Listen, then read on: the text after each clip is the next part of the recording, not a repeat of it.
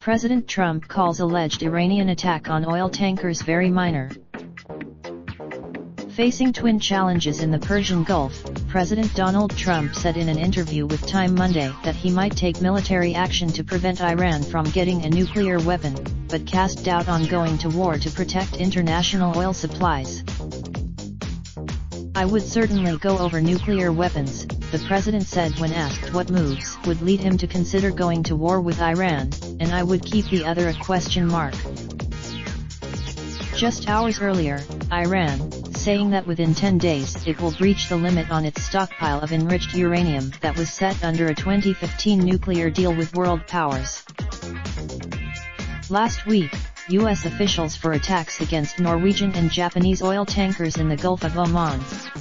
Trump described Trump's comments, made in a nearly hour-long interview with Time, struck a different tone than the public stance of the Pentagon and other Republicans in Washington.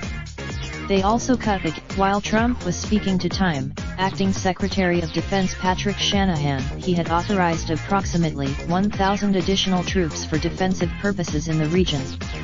The recent Iranian Secretary of State Mike Pompeo has insisted the U.S. is considering a full range of options in response to the recent attacks.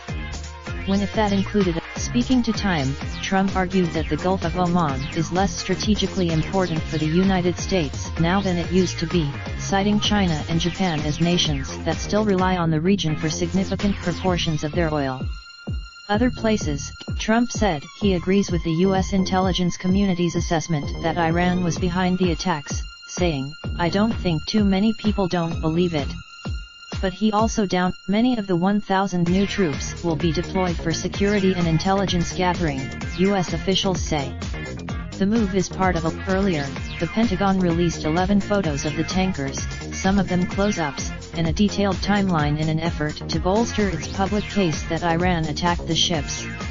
The new set of Iran has denied the U.S. accusations, saying they had nothing to do with the tanker explosions. Tensions between the U.S. and Iran have steadily increased since Trump walked away from the landmark multilateral nuclear deal a year ago. The Gulf of Oman is near the Strait of Hormuz at the mouth of the Persian Gulf, through which much of the world's oil passes. It was just the late Hamid Ahmadinejad, Iran's ambassador to Britain, that unfortunately, we are heading towards a confrontation, which is very serious for everybody in the region. Trump hasn't been shy in voicing his aversion to overseas military entanglements, but advisors such as Pompeo and National Security Advisor John Bolton have staked out more hawkish positions.